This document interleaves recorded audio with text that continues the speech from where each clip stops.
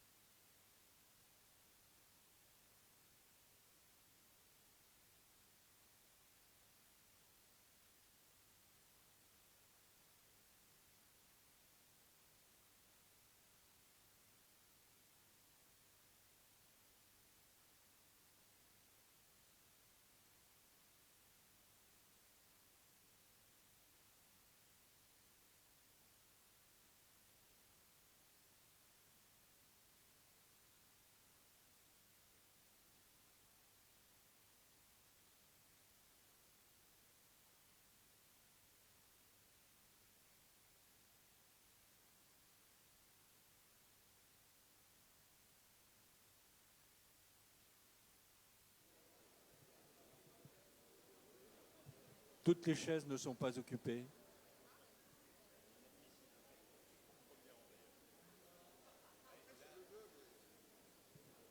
Là, du coup, en fait, on veut surtout, on écoute les gens et on lance la mobilisation.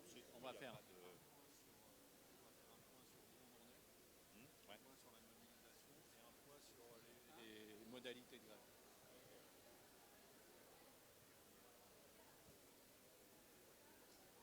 On y va ? Allez, on y va. Bon, pendant cet AG, il y a plusieurs sujets. On va d'abord faire un point sur la situation.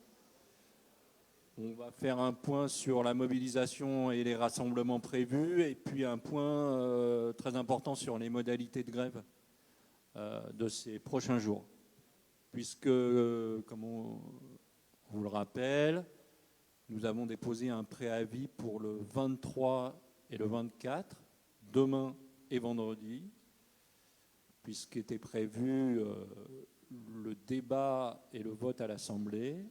Et contrairement à ce qu'on vous disait lors de la précédente AG, le débat aura bien lieu le 23 et le 24, et le vote se déroulera le 28.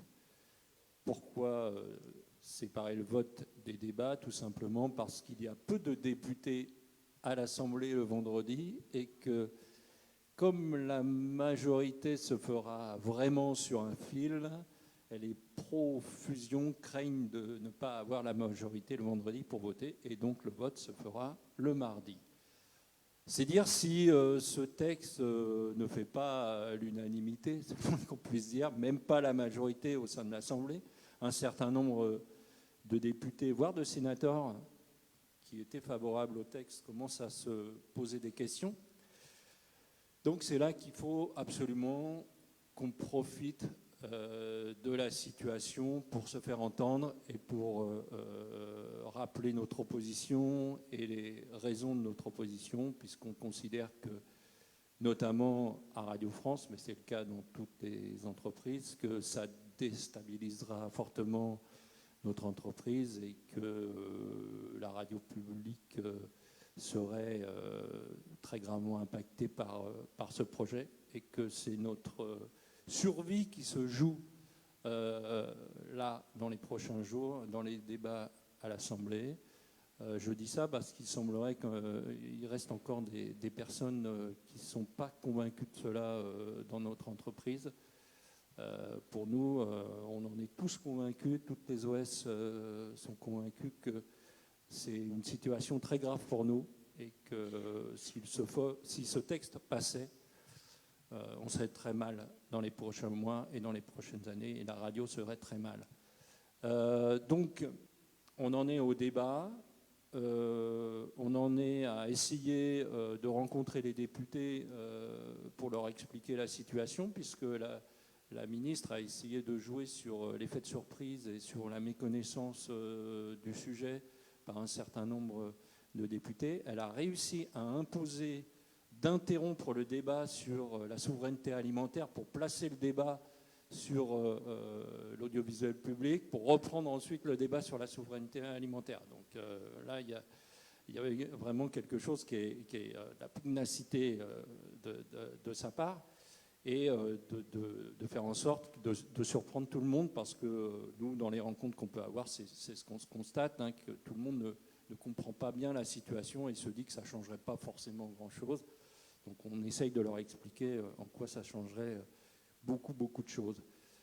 Voilà. Est-ce que j'ai oublié quelque chose sur la situation précise ? Peut-être globalement sur l'audiovisuel public, c'est-à-dire que la semaine dernière, on avait été reçus par les conseillers de la ministre, conseillers et conseillères de la ministre le matin. On avait vu à quel point eux-mêmes, sans le dire, s'inquiétaient de la mise en œuvre, ne serait-ce que du projet. C'est-à-dire que politique et même au niveau européen, et ça ils l'ont pas vu venir, c'est-à-dire que demain l'INA serait fondue dans France Média, avec le dépôt légal, ça pose des problèmes par rapport aux autres sociétés de l'audiovisuel qui ne seraient pas publiques. Enfin, il y a tout un ensemble de choses, on sent que c'est impréparé parce que ce n'est que politique. Et on voit bien que c'est politique dans la mesure où la ministre a joué de tout son poids pour déplacer certains débats qui sont quand même assez essentiels en ce moment à l'Assemblée. Le débat sur la souveraineté alimentaire, je crois qu'il y a 4000 amendements. C'est-à-dire que normalement, si ce débat avait dû être traité, le nôtre aurait dû être reporté. Le problème, c'est que si on reportait le débat sur l'audiovisuel public, on le reportait à juin. Comme ça revient après au Sénat et que ça ne peut pas revenir avant 4 semaines au Sénat, ça serait revenu fin juillet au Sénat, le Sénat n'aurait pas siégé, donc c'était septembre, donc ça décalait, etc., etc. Et on voit bien qu'ils veulent aller vraiment très fort, très vite, et à la limite, sans se soucier des conséquences. Nous, à peser de tout son poids sur les médias en question. C'est le cas en Pologne, c'est le cas en Hongrie, c'est le cas en République tchèque, c'est le cas en Italie.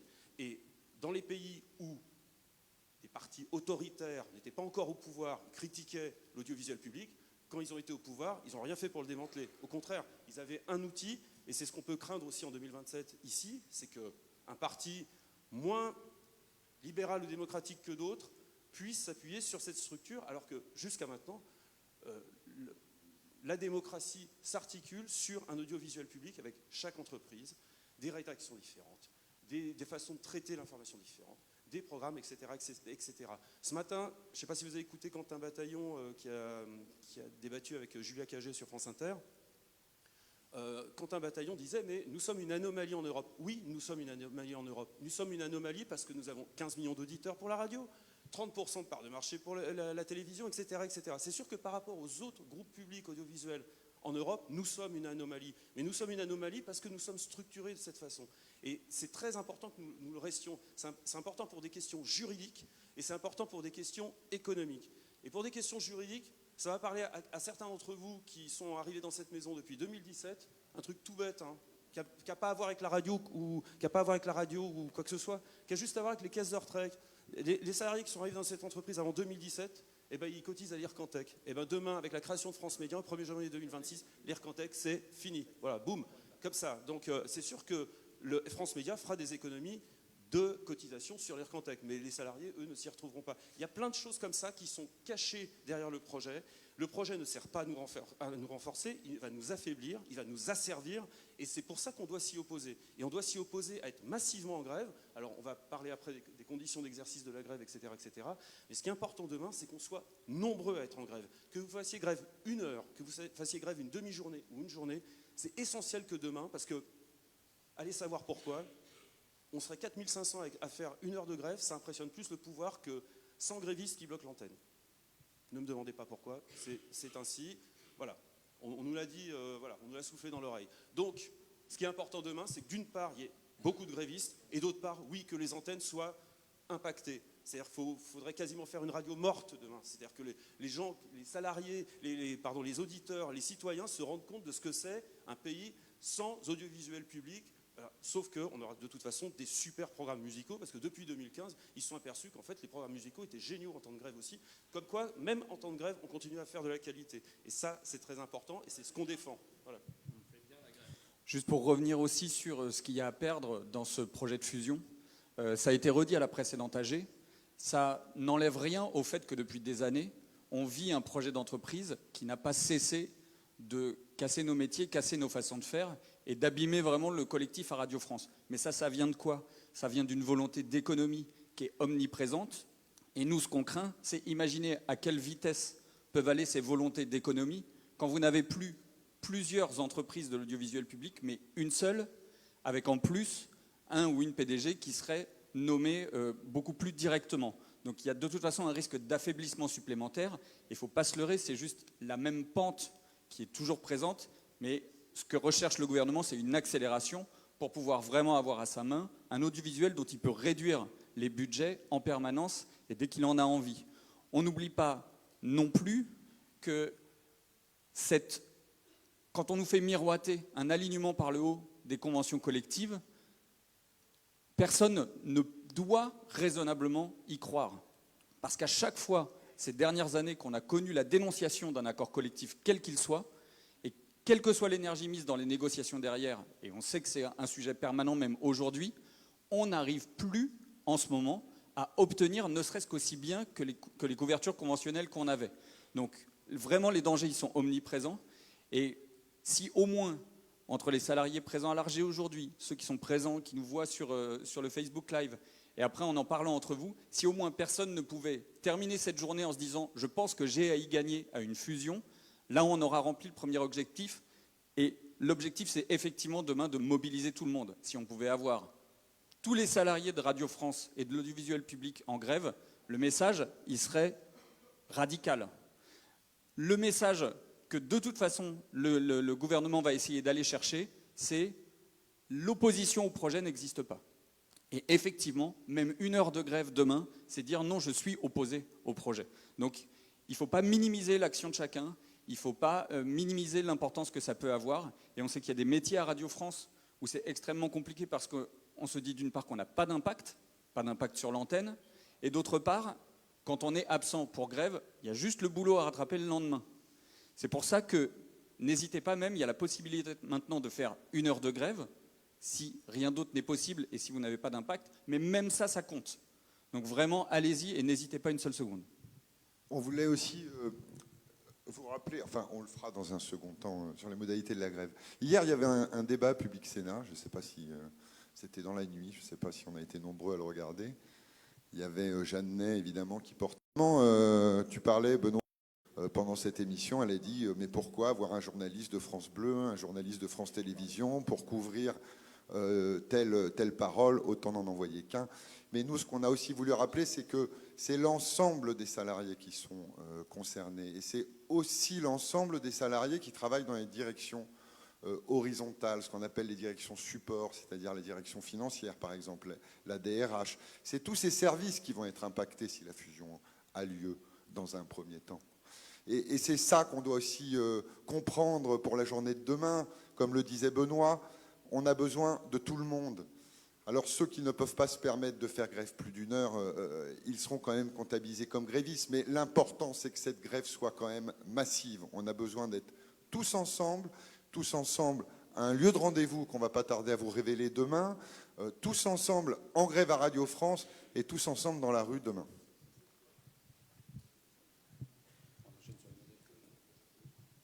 Je pense qu'on peut passer sur les modalités. Donc voilà, la direction nous a imposé, et je crois que tout le monde a reçu le mail de Sybille Veil au mois de janvier, la note de Sybille Veil avec les modalités. Donc vous l'avez tous sur votre mail perso. La direction a décidé de modifier les conditions d'exercice de la grève en séparant les populations en deux, c'est-à-dire ceux qui sont en lien direct avec l'antenne notamment. Vous me démentez si je... Et les autres. Donc les conditions d'exercice ne sont pas tout à fait les mêmes. Alors peut-être rappeler déjà que le décompte des jours de grève tel qu'il a été pratiqué depuis 1 an et demi n'a plus cours, c'est-à-dire il était extrêmement défavorable aux salariés, mais il était faux. Voilà, la direction s'était absous de respecter la règle, enfin, les règles induites par la loi de 1986. Donc c'est à nouveau donc les règles initiales qui prévalent, c'est-à-dire vous faites 1 heure de grève, elle est décomptée 1 heure. Vous faites une demi-vacation ou demi-journée de grève, c'est 151h67 par mois pour les 35 heures, c'est ça, divisé par 50, c'est-à-dire qu'on vous décompte 3 heures. Et si vous faites une journée de grève, c'est 151h67 divisé par 50, et donc ça fait 3 heures. Et si vous faites une journée de grève, c'est 151h67 divisé par 30, un trentième, c'est-à-dire on vous décompte 5 heures. C'est-à-dire que si vous faites une vacation de 10 heures, on ne vous décomptera pas de toute façon plus de 5 heures. Ça, pour le décompte, c'est clair. Maintenant, sur les modalités, les personnels qui ne sont pas en lien ou associés avec l'antenne telle que définie par la note de Sybille Veil envoyée le 10 janvier 2024 peuvent exercer leur droit de grève à n'importe quel moment dans la journée, soit 1 heure, soit une demi-journée, soit une journée. C'est-à-dire que vous commencez votre journée de travail. Si vous constatez par exemple quelque chose qui vous chiffonne ou si vous voulez rejoindre vos camarades à une manifestation, vous vous mettez en grève et après vous êtes décompté en fonction si vous faites 1 heure, une demi-journée ou une journée. Les salariés mentionnés dans la liste qui a été envoyée le 10 janvier 2024 n'ont pas tout à fait les mêmes droits en matière d'exercice du droit de grève. Alors sachez que nous le contestons syndicalement, mais malheureusement, ce sont ces dispositions qui ont cours, donc on est obligé pour l'instant de s'y conformer avant de plus amples informations et assurances sur le fait de pouvoir respecter ce droit de grève. En l'occurrence, les salariés liés à l'antenne doivent exercer, s'ils ne font pas la journée entière de grève, s'ils font une demi-journée ou 1 heure, ça ne peut être que la première demi-journée ou la première heure. C'est-à-dire ils arrivent, ils se déclarent grévistes et ils font 1 heure de grève ou une demi-journée. Et c'est forcément au début de leur vacation. Alors nous, ça nous pose plusieurs problèmes, notamment le fait qu'un salarié qui est dans cette catégorie, salarié lié à l'antenne, ne peut pas de fait, s'il a commencé sa journée de travail, se déclarer gréviste. Si quelque chose, par exemple, il constate qu'il y a des remplacements, ça ne lui plaît pas, etc. Il ne peut pas se déclarer gréviste. Et il y a autre chose aussi qui nous dérange énormément, c'est-à-dire qu'il y a le message de grève que l'on a, on a réussi à plus ou moins être d'accord sur le message délivré aux auditeurs pour la grève, mais il y a un autre message. Alors je vais vous le lire. C'est-à-dire que les salariés, excusez-moi. Pendant ce petit intermède. Donc, le message qui sera diffusé demain, message global, extrêmement important. Ce n'était pas prévu à la base, mais en tout cas, on a vraiment appuyé. Pour nous, c'est fondamental que sur les antennes de Radio France apparaît ce que nous analysons au travers de ce projet de fusion. En cas d'antenne reconstituée, alors, avec des PAD de substitution ou avec des salariés qui seraient réquisitionnés, par exemple un technicien qui travaille, on pense notamment aux CDD, qui n'ont pas vraiment le choix, et à qui on va dire tu remplaces un collègue à toi qui est gréviste. De fait, le message diffusé, alors accrochez-vous, dans le cas d'un appel à la grève de l'ensemble des organisations syndicales représentatives de Radio France, déposé pour le projet de retrait de holding et de fusion des entreprises de l'audiovisuel public dénonçant un danger majeur pour la pérennité de radio de service public. Ce programme est assuré par des personnels non grévistes. Malheureusement, on ne peut pas empêcher l'entreprise d'agir de la sorte. Mais nous, ça nous pose un problème d'autant plus fondamental que les règles d'exercice du droit de grève ayant changé, il y a des salariés qui ne se seront pas mis en grève, qui seront en lien avec l'antenne, qui ne se seront pas mis en grève dès le début de leur journée de travail, à qui on va imposer, par exemple, de remplacer, qui ne pourront pas, de fait, se mettre en grève, seront obligés d'assurer le programme, et à la fin, il y aura ce message-là. Le pompon, c'est en plus qu'on désannonce toute l'équipe. Et alors là, c'est la totale, quoi. Donc nous, évidemment, on n'est pas du tout d'accord avec ça. On l'a dit à la direction, on y est totalement opposé. La direction est présente ici, elle le sait, voilà. Donc on le dit dans un micro, mais je ne pense pas que ça changera grand-chose. Mais en tout cas, voilà, nous maintenons le fait que de cibler des personnels sous prétexte qu'ils seraient non grévistes, certains l'auraient été et auraient pu exercer leur droit de grève comme précédemment en se mettant en grève à l'instant T. Sauf que ça, c'est plus possible pour les personnels rattachés à l'antenne. Donc voilà, nous, on dénonce ceci. On va consulter nos avocats. Le problème, c'est que France Télévisions était dans le même cas en 2016 et ils ont perdu en justice. Donc, on va voir de quelle manière on peut faire en sorte que ce genre de message extrêmement désagréable ne puisse plus figurer dans les futurs préavis de grève. Voilà. Donc, moi, je vous demande de vous référer. Alors, sinon, on lit la liste totale, mais ça va prendre un petit moment. Vous référez au mail, à la note de Sybille Veil. De fait, vous verrez si vous êtes concerné par le fait d'être considéré comme personnel étant lié à l'antenne ou pas. Sachant qu'une personne peut être un jour en lien direct avec l'antenne ou pas. C'est-à-dire un technicien qui un jour fait de l'antenne en direct, il est en lien avec l'antenne. Le lendemain, s'il fait que de la production, de fait, il n'est pas considéré comme en lien avec l'antenne. Donc, si on lui demande de remplacer un collègue à lui, pour le coup, lui a le droit de se mettre en grève immédiatement et sans aucun problème, sans qu'il puisse risquer quoi que ce soit de la part de la direction. Voilà. C'est plus compliqué qu'avant, c'est plus tordu, je dirais, mais voilà. Pour l'instant, on est obligé de respecter ces dispositions-là. Maintenant, voilà, faut pas hésiter à poser des questions aux organisations syndicales. Pardon. Et d'autant plus qu'en fait, ce qui est prévu dans l'application de cette note, c'est qu'en fait, chaque direction de chaîne et dans les locales, chaque directeur ou directrice de local doivent publier la liste des personnes qui sont concernées. C'est-à-dire qu'avant de rentrer dans le mouvement, chacun doit savoir s'il est oui ou non concerné par la note, ce qui permet évidemment, parallèlement à la direction, d'organiser les remplacements si elle souhaite les organiser. Mais elle doit bien publier cette liste. Et petit message de service, nous sommes très nombreux, c'est une super nouvelle. En revanche, il y a un petit inconvénient, c'est que tout le monde est sur le Wi-Fi et que donc ça pose un problème pour la diffusion en live de l'AG. Donc si on pouvait tous couper votre Wi-Fi le temps de l'AG, ça serait super. Puis vous pourrez le remettre après et reprendre une activité normale.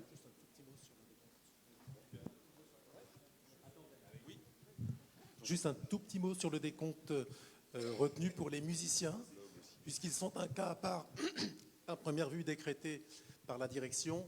Donc les musiciens n'ont pas possibilité de faire grève 1 heure, c'est forcément une demi-journée ou une journée. Et le calcul des retenues est simple, c'est 1/30 pour la journée du salaire brut ou 1/60 pour la demi-journée. Voilà, c'est simple, mais en même temps, c'est très curieux d'être sorti de cette possibilité d'être gréviste 1 heure. On n'a malheureusement pas eu le temps, toujours pareil, dans l'urgence, d'expliciter cette décision. On a eu plusieurs initiatives. La première qu'on veut vous relayer, c'est un lien, un site internet qui a été fait pour accueillir tous les messages de soutien en particulier, et puis tout ce qu'on sort individuellement comme syndicat et collectivement en intersyndical. Donc le lien est assez simple à retenir, hein, David vient de me le dire. Tiens, c'est sauvonsl'audiovisuelpublic.fr. Alors vous pouvez le diffuser le plus largement possible. C'est là qu'il y aura toute l'actualité du mouvement au niveau intersyndical. Et c'est là que vous verrez aussi tous les soutiens qui viendront s'ajouter. Il y a aussi un petit outil qui est très pratique, qui sert à interpeller vos députés. Alors, je vous invite à l'utiliser. Ça génère automatiquement des mails ou des tweets. Vous mettez votre département ou votre code postal.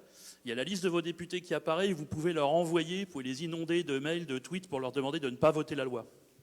Sauvons l'audiovisuelpublic.fr, tout en minuscule, il faut le préciser. Et on a déjà reçu, je voulais le dire parce que c'est extrêmement chaleureux, déjà 7 ou 8 courriers de personnalités que vous découvrirez sur le site qui nous ont envoyé un message de soutien, parfois tendre, parfois extrêmement engagé. Merci à eux.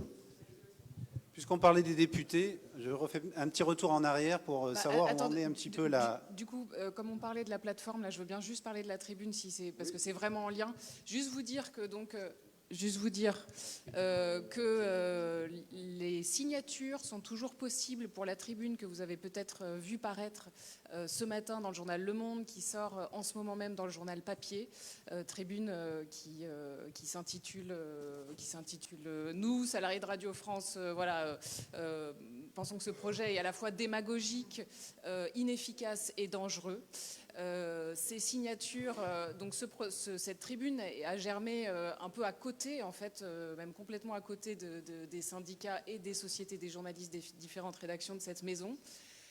Elle a ensuite été écrite à une dizaine de mains entre petites et grandes voix de Radio France et puis ensuite partagée à l'ensemble des personnels. Elle a été ouverte à signature seulement dimanche soir et en une journée seulement, plus de 1100 signatures ont été récoltées. On a vraiment été surpris par la masse de signatures. Vous dire que c'est pas fini et que ces signatures, si vous les accordez à cette tribune, seront intégrées aujourd'hui et demain, et donc le décompte va pouvoir continuer. Et Le Monde actualise sur sa page web le nombre de signatures. Voilà, l'adresse mail c'est tribunefusion@proton.me.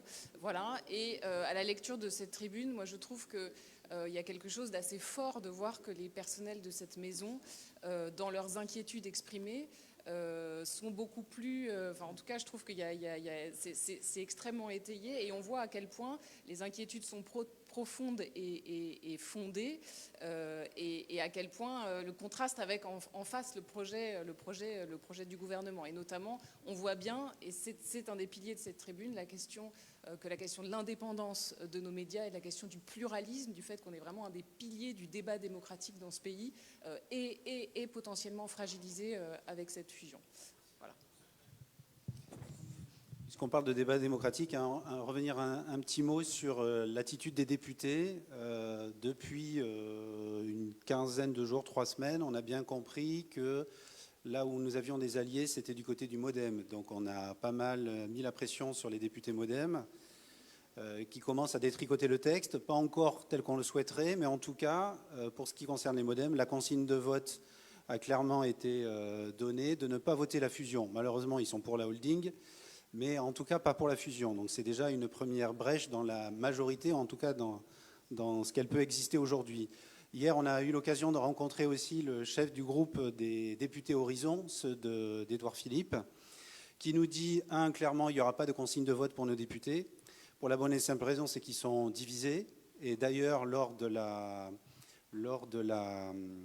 commission qui a voté le projet, une des 4 Horizons a voté contre le projet. Et le patron du groupe nous dit il y a du travail à faire auprès de nos députés parce qu'il y en a sûrement d'autres qui seront prêts à voter contre ou en tout cas à s'abstenir. Donc il y a encore du grain à moudre de ce côté-là. C'est loin, mais vraiment loin d'être perdu pour nous. Et le patron des députés nous dit même, des députés Horizon nous dit là, vous avez le plus de chance, c'est si le projet n'arrive pas tout de suite, mais passe au-delà des élections européennes, avec un résultat qui va être catastrophique pour l'ensemble de la majorité présidentielle, où les accords vont un peu se fragmenter et il n'y aura plus de majorité pour rien. Et il nous dit, c'est la meilleure chance que vous pouvez avoir, c'est que ça passe après les élections du 9 juin. Donc voilà, continuons le combat, c'est loin d'être perdu avec les députés. Et puis après, il y aura les sénateurs. Il y en a déjà certains qui commencent à contacter en disant qu'ils veulent nous voir les uns les autres pour parler. Et les demandes d'échange ne sont pas, contrairement à ce qu'on pourrait penser, tous à gauche.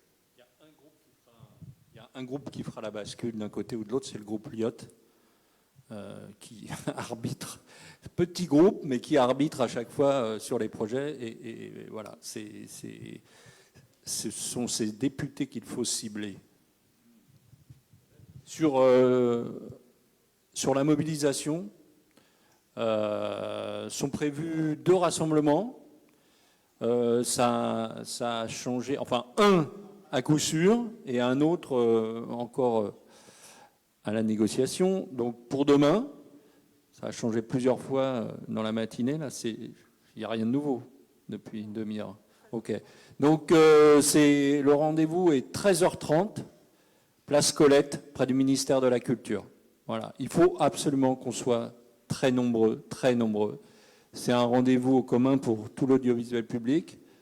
FMM qui ne sera peut-être pas concerné par le projet de loi. Certains salariés, certains représentants syndicaux seront présents également à ce rassemblement. Donc il faut qu'on soit très nombreux à se faire entendre. Voilà. Et sur la grève, cette grève concerne tout le monde. Vraiment, toutes les directions transverses, soyez en grève. Le gouvernement s'informe régulièrement du nombre de grévistes dans l'entreprise. Et croyez-moi, le moindre gréviste, ça compte. Donc, pas de l'argument de dire je ne peux pas bloquer l'antenne, ça n'a pas d'intérêt. Non, ça ne tient pas. C'est pas ça qui compte. Ça compte, bien entendu, mais il n'y a pas que ça qui compte. Donc, il faut absolument être massivement en grève demain et vendredi, ou demain ou vendredi. Voilà. Et il y aura sans doute un autre rendez-vous vendredi, peut-être place Colette également, on verra, où on en sera de l'actualité. Je fais une toute petite parenthèse, et surtout que cela ne crée pas un mouvement de panique. Mais Texto nous informe, urgence vélo taffeur, la police municipale est en train de procéder à la verbalisation des vélos stationnés de façon non régulière. Donc si vous êtes concerné, vous avez quelques minutes pour réagir. Bon, voilà, il y a quelqu'un qui m'a dit on se marre pas assez. C'est vrai qu'on peut faire une grève joyeuse, hein, et qu'on a le droit de se fendre la gueule demain. Si vous voulez rire un peu, vous pouvez réécouter Bataillon à 8h20 sur France Inter aussi ce matin. Alors lui, on ne l'aura pas avec nous, c'est sûr. Parmi les parlementaires dont on peut espérer qu'ils voteront contre, on ne l'a pas dit, mais il y a quand même à gauche et les écolos. Et effectivement, sur le ventre mou de la majorité, ça peut être pivot. Et ça peut jouer. On ne sait pas trop quelle sera l'attitude du Rassemblement national dans tout ça. Ils ont quand même en commission, ils ont voté pour. Hein. Donc voilà. Mais il y a encore possibilité, effectivement, ils ne sont pas sereins, ils essayent d'aller vite, ils essayent de passer en force là, même si ils ne vont peut-être pas pouvoir en discuter demain, puisqu'ils ont encore beaucoup d'amendements sur la loi agricole à examiner. Et même s'ils repoussent, ils repousseraient peut-être pas fin juin, ils veulent absolument le voter le 28, apparemment. Bon. Bref, le calendrier, comme je l'ai dit l'autre fois, il faut que ce soit nous aussi qui l'imposions. Il faut maintenant qu'on a la certitude qu'on est contre ce projet, que ce projet est néfaste, voilà, il faut le manifester très fort, comme l'a dit Renaud, il faut être massivement en grève demain, après-demain. Il ne faut pas seulement que ça s'entende sur les antennes, il faut aussi que le nombre de grévistes soit massif, mais je n'ai pas trop de doute qu'il le sera quand je vois que vous êtes tous là vachement nombreux. Déjà, moi, je n'ai pas trop de doute là-dessus. Je ne reviens pas sur toutes les initiatives. Le rassemblement... bon, il est devant le ministère de la Culture demain, pas devant l'Assemblée nationale, mais peu importe, il faut qu'on y soit nombreux, il faut qu'on fasse du bruit. Pourquoi pas un atelier pancarte s'il y en a qui se sentent l'envie, s'ils n'ont pas trop de boulot aujourd'hui, puisqu'aujourd'hui on n'est pas en grève théoriquement, on bosse. Et le rassemblement vendredi, on l'avait prévu devant la haine, une demande a été faite à la préfecture, mais la préfecture a dit non. Alors je ne sais pas exactement au prétexte de quoi d'ailleurs, au prétexte du bordel JO ou quoi, mais en tout cas pour l'instant ils nous refusent le rassemblement aux abords de l'Assemblée nationale. On va voir si on peut le faire ailleurs. Les autres initiatives, on en a parlé, le site avec lequel vous pouvez interpeller vos députés, mais vous pouvez aussi le faire circuler dans tous les réseaux que vous voulez que vous avez pour que les gens qui sont auditeurs, téléspectateurs puissent interpeller leurs députés.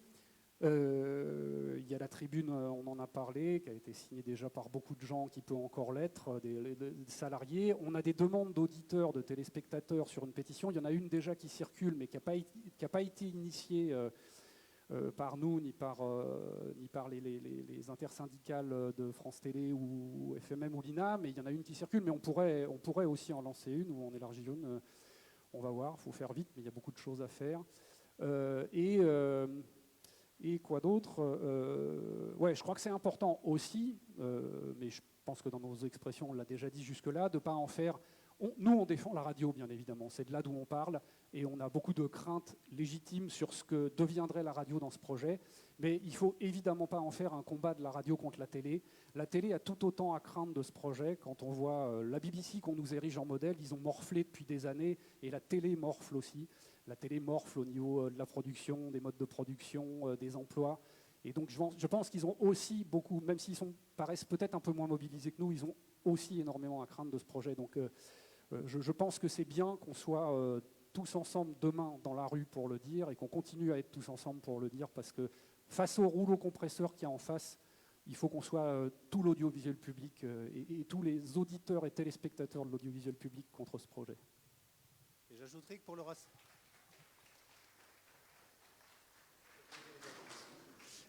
pour le rassemblement de demain, ça serait peut-être intéressant que vous regardiez dans vos bureaux s'il ne vous reste pas des autocollants, des je ne sais quels logos de vos différentes chaînes. Parce que faut pas oublier que nous, on parle de Radio France, mais que la plupart de nos auditeurs nous connaissent essentiellement par la chaîne qu'ils écoutent. Ils ne savent pas forcément que derrière, c'est Radio France. Donc il est important que demain, sur les images et puis de public qu'on va pouvoir croiser, on puisse identifier les différentes chaînes, les orchestres, etc. Pour ramener un peu les gens qu'on va voir à la réalité de ce qu'ils écoutent. Et puis vous signalez aussi, parce que ça n'a pas été fait, théoriquement demain matin, il devait y avoir un conseil d'administration extraordinaire, avec pour ordre du jour unique la présentation du projet de contrat d'objectifs et de moyens, qui a été présenté de façon plus ou moins informelle, on ne sait pas trop exactement en fait, lors du CSE central de la semaine dernière. Il se trouve que ce conseil d'administration a été annulé hier, avec pour seule explication que Radio France n'est pas en mesure de le tenir. On a une petite idée de savoir pourquoi. Et c'est quand même dommage, parce que les élus concernés, on avait bien l'intention d'y aller, même si on était en grève, tout simplement parce qu'on aurait eu face à nous les représentants de l'État, et notamment de Bercy, ceux du ministère de la Culture, l'Agence des participations de l'État, et puis le sénateur Lafont, puisqu'il est administrateur de Radio France, et puis également le député Jérémy Patrier-Letu, député du Calvados, qui est membre du groupe dont je vous parlais tout à l'heure, qui est le groupe Horizon.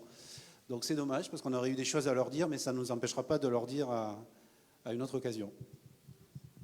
Un petit mot sur les modalités pour demain, parce qu'il y a beaucoup de questions pratiques sur comment faire. Donc, ce qui est important, c'est de pouvoir être gréviste dès le matin. Si vous êtes obligé, parce que vous êtes près de l'antenne, vous êtes obligé de vous déclarer dès votre prise de vacation. Mais si jamais vous travaillez le soir, essayez de le dire le matin pour être compté. Si vous ne faites grève qu'une heure, vous serez gréviste vous serez compté dans les grévistes de la journée. Donc c'est vraiment important de le dire. Les remontées de mobilisation sont à 9h et à midi. Donc écrivez à votre encadrement pour dire à quelle heure vous êtes en grève, à quelle heure vous sortez de la grève, pour qu'on ne vous décompte pas plus que ce que vous avez fait. Copie au syndicat. Si vous êtes à l'antenne, mais que... pardon, qu'est-ce que je voulais... attends, pardon. Je reprends. Ceux qui sont concernés, donc vous l'avez dans le mail de Sybille Veil, ceux qui sont concernés par le fait de se déclarer dès leur prise de vacation sont... pardon. Je vais y arriver. Non, mais c'est compliqué. Non, mais ce que je voulais dire, c'est que sachez que si vous faites l'antenne pas dès le matin, vous pouvez être dans la journée amené à remplacer quelqu'un, et donc il faut vous déclarer le matin à votre prise de vacation. Ça, tu l'as déjà dit. Donc c'est pas ça qu'il fallait dire. Mais c'est bien de leur dire. Est-ce qu'il y a des questions par rapport au modèle? Ah oui, attends, pardon. C'était un truc qu'on m'a demandé aussi.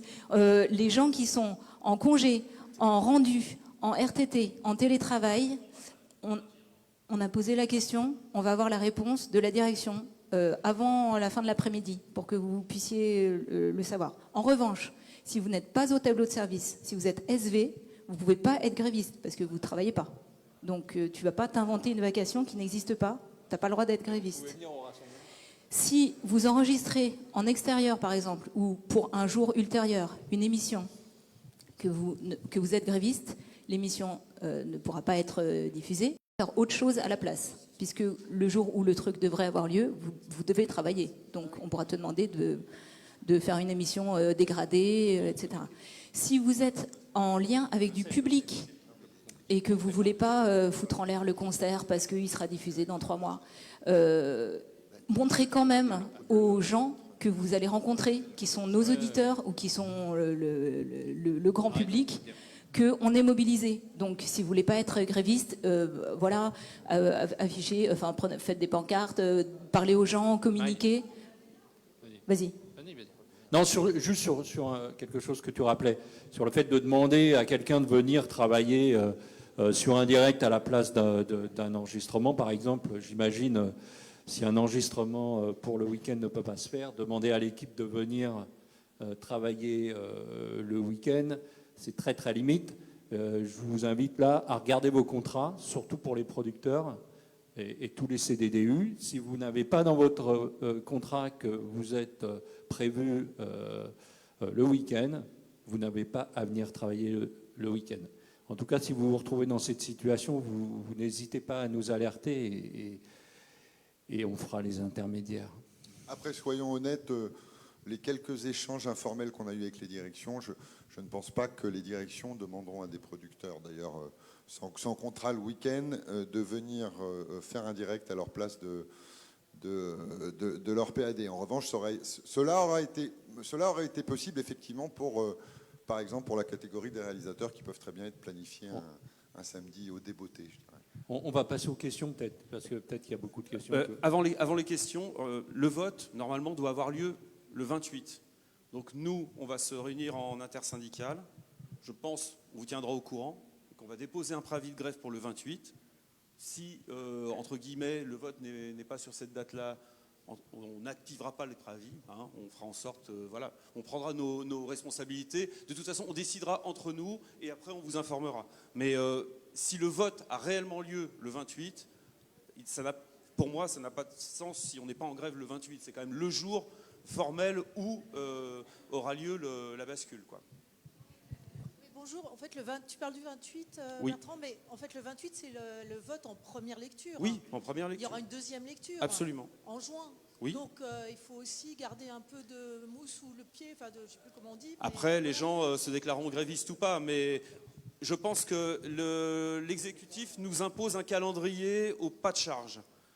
Il ne faut pas qu'on laisse filer les étapes, quoi. C'est-à-dire que nous, on doit quand même répondre et on doit être vigilant. Il ne faut pas oublier qu'on a 5 jours de préavis si on veut déposer pour le 28, c'est avant ce soir minuit. Demain, ce sera trop tard. Si demain, on se dit « Ah bah merde, finalement, on aurait dû… » Voilà. Donc nous, on ne prendra pas de risque. On déposera. Après, on verra, on prendra nos responsabilités. Après, chacun se met en grève ou se met pas en grève, ou se met en grève 1 heure, ou se met en grève 1 heure au moment du vote. Enfin, on peut réfléchir. Dans ce cas-là, on referait une AG lundi midi. Mais de toute façon, là, c'est une course d'obstacles. Ça va être long. Et à chaque étape, il faudra qu'on sera présent. Si on laisse filer, on va valdinguer, quoi. Oui, bonjour. J'ai une remarque et une question. Juste sur la tribune, il n'y a pas beaucoup de signatures de personnel administratif et par la force des choses, puisqu'elle a effectivement germé dans la parole de tout le monde. Et une question pour vous, l'intersyndicale, puisqu'on parle des échéances 28, juin, etc. Est-ce que vous pensez que ça serait utile, efficace, que ça ferait pression face au rouleau compresseur qui s'avance vite vers nous, d'envisager de poser dès maintenant des jalons autour des Jeux Olympiques, avec des préavis qui pourraient être posés dès maintenant autour des Jeux Olympiques, dont on est partenaire, je sais. Mais... Alors c'est un point qu'on s'est posé hier en question de bureau à Sud. Il faut qu'on continue à en parler en AG. Je vais tout de suite vous faire part de 2 limites qu'on voit. La première, c'est que ça veut dire mobiliser à un moment où beaucoup de gens seront en congé. Et la deuxième, ça veut dire mobiliser en dehors de la session parlementaire. Nous, on serait beaucoup plus favorable, comme vient de le dire Bertrand pour la CGT, à continuer à mettre la pression tant que les parlementaires se réunissent, parce qu'à un moment, l'accélération qui est chutée, et tout ça, malheureusement, nous situe avant la fin juin. Donc, c'est là où il faut qu'on soit capable de se mobiliser, capable de réagir au calendrier dont on nous cache tout ou partie jusqu'au dernier moment. C'est pas évident de réagir, mais pour nous, l'enjeu, il est vraiment là. Sur le calendrier, ce qu'on peut ajouter, c'est qu'il y a 3 sujets en un, en fait. Il y a la question de la réforme de l'audiovisuel public avec holding et fusion. Il y a la question aussi du financement de l'audiovisuel public qui va être un petit peu décalé dans le temps avec une commission qui vient d'être nommée pour travailler sur le sujet. Donc, 2e sujet. Et 3e sujet, il ne faut pas l'oublier, il y a le contrat d'objectifs et de moyens dont je vous parlais tout à l'heure, qui nous a été présenté en instance la semaine dernière et qui doit revenir devant les assemblées. Et on croit comprendre qu'en fait, simultanément, les députés vont être amenés à se prononcer à la fois sur la réforme de l'audiovisuel public et sur notre contrat d'objectifs et de moyens. C'est un peu curieux parce que donc on a un partenaire qui vient dire « je signe un contrat avec vous tout en vous disant qu'il va servir à rien parce que dans 8 mois, dans 10 mois ou dans 18 mois, de toute façon, je le mets à la poubelle et on repart à zéro ». Pour répondre à la question qui a été posée sur la mobilisation sur les JO, pour ce qui concerne l'organisation que je représente, le SNJ, on s'est posé la question, il a été très clairement dit en interne que pour nous, il n'était pas question d'organiser une grève pendant les JO. C'est notre limite pour 2 raisons. La première, parce qu'on va droit à l'échec, parce que notamment tous les journalistes sportifs et tous ceux qui sont investis sur les JO, jamais ils feront grève à ce moment-là. Pour certains, ça fait 4 ans, voire certains, ça fait 20 ans qu'ils attendent ce moment-là. Donc c'est contre-productif. Et puis, on a un autre enjeu, c'est celui de nos auditeurs. Je ne suis pas sûr que nos auditeurs soient très contents si on leur pourrit leur JO, qu'ils attendent eux aussi depuis longtemps. Évidemment, tout le monde n'est pas fan de JO, on est bien d'accord. Mais en termes d'image, c'est peut-être pas la meilleure chose à faire. On a de quoi se mobiliser avant. Il n'est pas impossible qu'on ait à se mobiliser après, parce que le calendrier parlementaire est tellement bizarre et plus personne ne contrôle rien. Il n'est pas impossible qu'on se retrouve en septembre à reparler encore de tous ces sujets. Donc on aura l'occasion, il n'y a pas de souci, en dehors des JO. Alors sur la question, pardon, on va tous répondre hein, pour la CFDT sur la question des JO. L'objectif principal de cette grève, c'est de se faire entendre, c'est de sensibiliser d'une part la population, nos auditeurs, tout le monde et notamment les représentants nationaux sur cette question-là, puisque la stratégie de la ministre a été d'abord d'essayer de passer par surprise sans informer personne, hein, puisque je vous rappelle que même une semaine avant, les députés de la Commission des affaires culturelles n'avaient pas la moindre information sur le texte et sur les amendements prévus par le gouvernement. Donc l'objectif principal, il est d'abord de se faire entendre et d'abord de dire c'est pas un petit projet, c'est un projet qui reste, qui pour nous est un enjeu de survie. Voilà, la question des JO, elle se posera après, mais comme l'a dit Mathieu, un préavis de grève pendant les JO, alors qu'il n'y a pas grand monde, alors que ça va être extrêmement compliqué de se rassembler, ça est très peu populaire. Donc, de toute façon, pour le moment, la question, c'est d'empêcher que ce projet passe. C'est la question principale. On se posera les autres questions après. Si dans votre entourage, on vous demande, mais est-ce que ce ne serait pas une bonne idée, la fusion? On entend beaucoup de gens qui nous disent, mais comment expliquer au public que c'est une mauvaise idée? Il y a un exemple très simple. Hein. Est-ce que ça vous viendrait à l'idée de fusionner Air France et la SNCF? C'est exactement la même chose. Et là, je pense que les gens comprennent si vous leur dites ça. Pour ma part, je ne vais pas... voilà, ça a été dit pour les JO, on partage cette position parce qu'on pense aux auditeurs et puis on pense voilà, on pense réellement qu'on a les auditeurs aujourd'hui avec nous et que ces embrassades doivent durer et qu'elles vont durer. Voilà. Je voulais juste rappeler encore une fois l'adresse de sauvonsl'audiovisuelpublic.fr, tout en minuscule. C'est important d'aller le voir, mais surtout de nous adresser, si vous recueillez des messages de soutien, si vous repérez, camarade, toi tu viens de voir un truc de la RTS qui va sûrement rejoindre ce site, n'hésitez pas à nous les envoyer, qu'on puisse les mettre et enrichir ce site. Ouais, je voudrais rebondir sur ce que tu as dit sur tous les personnels concernés, notamment les personnels administratifs. Et il faut savoir qu'en cas de fusion, en général, il y a des doublons. Et quand il y a des doublons, on supprime des postes. Donc on est vraiment tous concernés, et notamment les personnels administratifs. Et par ailleurs, il faut savoir que France Télévisions Publicité est filialisée, ne fait pas partie de France Télévisions. Ici, vous avez un service de publicité, Radio France Publicité. Et donc en cas de fusion, et même déjà avec la holding, nous aussi, on risque la filialisation. Donc ça, c'est vraiment important que tout le monde le sache et qu'on se mobilise tous. Et par ailleurs, j'ai une petite question technique. Attends, juste, on confirme, hein, puisque le seul sujet sur lequel les conseillers des ministres, de la ministre, lorsqu'ils nous ont reçus, nous ont avancé un argument, c'est celui-ci, en nous disant les directions de support, quand même, là, convenez qu'il va y avoir des pistes d'économie. Voilà. Donc, voilà. Et notamment, ils ont cité la DRH. Les DRH. Alors, juste la petite question technique. Je voulais savoir s'il est possible de mettre un message d'absence sur Outlook indiquant qu'on est en grève. Est-ce que c'est légal ou pas? Est-ce que c'est légal? Donc, alors, si vous avez une réponse, pas tout de suite, si vous avez une réponse, ça serait vraiment intéressant parce que finalement, nous, à Radio France Publicité, on est en rapport avec tous nos clients. Et donc, s'ils ont un message d'absence indiquant qu'on est en grève parce qu'on refuse la fusion, ça peut être un peu intéressant. Mais il faut être sûr que ce soit légal. Une première analyse serait de dire le message, vous mettez le message que vous voulez. Hein. On a chacun mis des messages. Moi, je me souviens avoir mis des messages à certains moments en disant, je vous préviens, je ne répondrai pas à moins de 3 jours à tout mail. Tu as le droit de mettre ce que tu veux. Pour raison de grève, on peut le dire. Je suis en grève. Voilà. J'ai une information et une question. L'information, c'est de vous dire qu'à France Bleu Picardie, à Amiens, nous serons devant la mairie avec France Télévisions, puisque ça fait plusieurs mois qu'on entretient des relations intersyndicales pour échanger sur leur situation, la nôtre.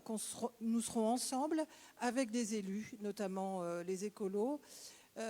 Qu'on a déjà fait un énorme travail en amont sur tous les politiques de la région et que les auditeurs aussi, on a déjà une page Facebook, enfin on est assez actifs à Amiens et c'est important de savoir ici à Paris qu'en région ça bouge aussi.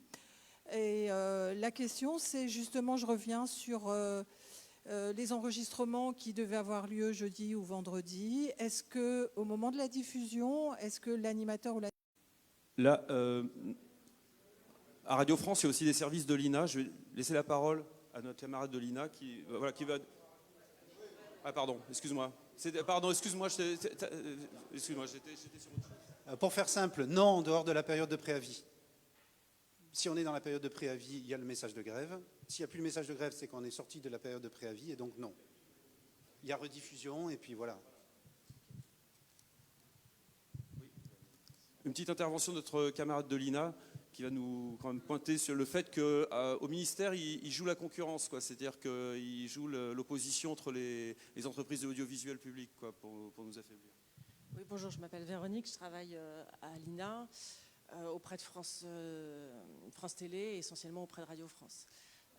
Simplement, on était en AG hier, nos représentants syndicaux ont été reçus au ministère comme ceux de Radio France et de France Télé, et ce qu'ils nous ont relaté est assez terrifiant, c'est-à-dire qu'il y a une méconnaissance totale, il y a une vision très idéologique des choses, c'est qu'on va très vite, c'est un peu la guerre éclair et on ne vous laisse pas le temps de réagir. Ce qu'on veut, c'est une holding et derrière une fusion avec une entreprise du numérique, une entreprise de la radio et une entreprise de la télé. Et quand on leur pose la question, oui, mais vous savez, l'INA, c'est pas tout à fait comme ça. On est un EPIC, on va changer de statut. On a des contrats avec des entreprises privées, des mandats de gestion de TF1 et autres qu'on a aujourd'hui et qui contribuent à notre financement. Qu'est-ce qu'il en sera demain si on est fusionné dans un audiovisuel public? On sera leur principal concurrent, ils risquent de dénoncer les contrats, etc. Ah bon, on n'y avait pas pensé. Et les services supports, comment est-ce qu'on va faire? Bon, on verra plus tard. Et aussi cette tendance, effectivement, à pointer. On sait que l'INA, historiquement, c'est la formation de l'audiovisuel, mais que les autres entreprises ont développé de la formation. Bon, a priori, ce sera à l'INA, parce que, bon, grosso modo, c'est nous qui faisons ça le mieux. Enfin, voilà, c'est plein de choses comme ça. Ou sur le numérique, la stratégie de médias patrimoniale, on n'y avait pas pensé à l'INA, c'est vrai. Oui, alors vous allez pouvoir apprendre des choses à France Télé parce qu'ils sont pas très bons. Enfin, voilà, c'est ce genre de petits propos, non, mais qui sont dits officiellement ou non officiellement, mais quand on les interpelle. Voilà, donc c'est ça aussi qui peut être inquiétant, c'est-à-dire une stratégie de division, parce qu'au bout du compte, il y aura des économies de poste et on va voir qui va se placer. Donc à ça, il faut opposer une stratégie interentreprise et intersyndicale. Et voilà. Et donc on sera en grève demain. Et l'AG était assez massivement suivi chez nous hier. Et je pense qu'on sera assez nombreux demain, place Colette. Merci.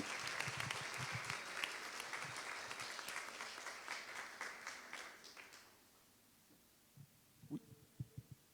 Vas-y. C'est mieux comme ça. Bonjour, j'avais une question pratique, surtout de la part des personnes qui viennent d'arriver à Radio France. Concrètement, comment est-ce qu'on se déclare en grève? Est-ce que c'est par mail? Est-ce qu'il y a un formulaire? Comment ça fonctionne? Normalement, la grève se constate. En principe, vos cadres constatent que vous n'êtes pas là. Normalement, vous ne devriez pas être obligé de venir sur place. La donne change depuis que la direction a décidé de diviser les salariés en deux catégories, ceux qui sont en lien avec l'antenne et ceux qui ne le seraient pas.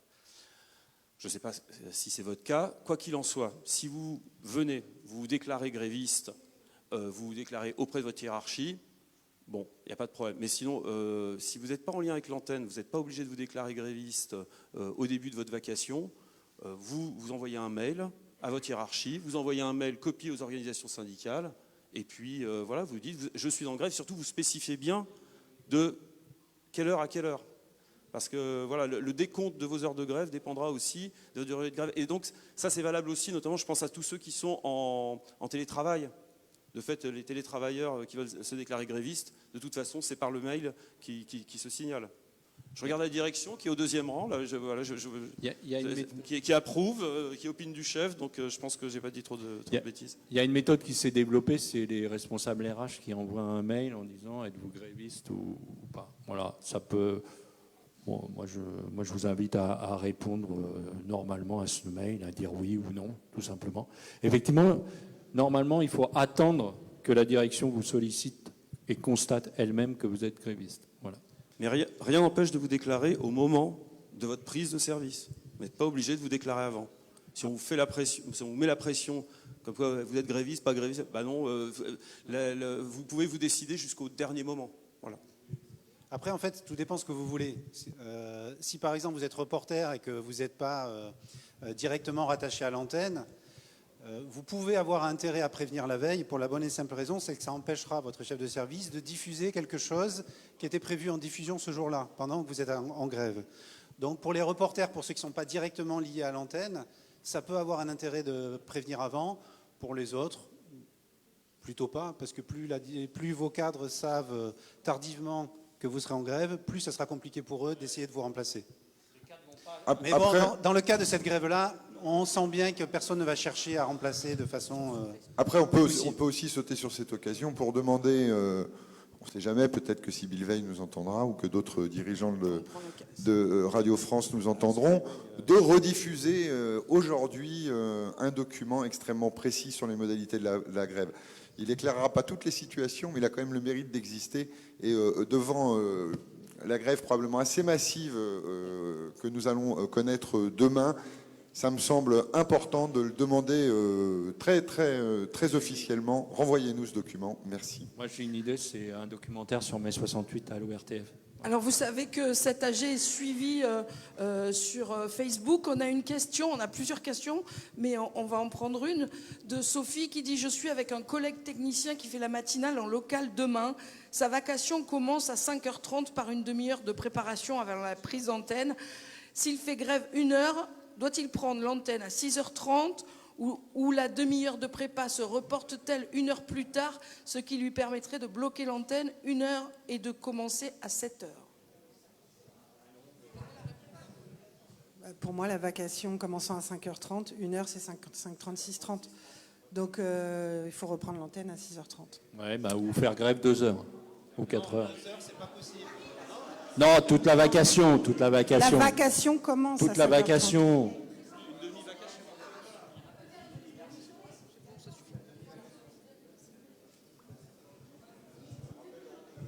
Tout à l'heure, il y avait des questions pour savoir, des interpellations sur le thème, il nous faudrait des éléments pour pouvoir échanger avec nos collègues, pour les convaincre, etc. Tout ça, vous allez le trouver justement sur le blog. Vous allez trouver tous les différents tracts qui ont pu être écrits. on va enrichir au fur et à mesure de différents éléments qui seront utiles à chacun pour convaincre le voisin de bureau. Les gens commencent à partir, nos collègues commencent à partir. On rappelle le rendez-vous de demain peut-être, hein, 13h30, place Colette, près du ministère, et passez l'information à vos collègues, quelle que soit votre activité. Je pense notamment aux administratifs, je pense à la direction du numérique qui est extrêmement concernée aussi. Je pense à l'ensemble des personnels qui sont tous extrêmement concernés. Passez le message autour de vous. C'est bien qu'on soit en grève, c'est bien qu'on soit nombreux demain. Bon, et je voulais rebondir aussi sur ce que tu disais tout à l'heure sur Picardie, parce qu'on est suivi aussi en région. C'est bien si effectivement il y a aussi des rassemblements en région, partout où il y a des stations, des rassemblements avec France 3, partout où c'est possible, parce que ça assurera aussi une visibilité dans la presse régionale, et ça c'est important aussi. Et effectivement, comme il vient d'être dit, absolument tout le monde est concerné, les fonctions support d'abord. Et je voulais vous lire, peut-être pour terminer, parce que là tout le monde s'égaille, un petit mot de soutien que nous a envoyé pour se convaincre, si nécessaire, de la nocivité de ce genre de projet, un message d'un confrère journaliste de la radio-télévision suisse. Eux, ils sont regroupés, hein, donc ils vivent ça. Il nous dit « Bravo, ne lâchez rien. Chez nous, la fusion aboutit à un affaiblissement considérable de la radio. Ils sont même en train de préparer un journal de la mi-journée simultanée radio-télé et c'est une catastrophe intégrale. Un reportage télé, ça passe mal en radio. Tenez bon, des bises d'encouragement. »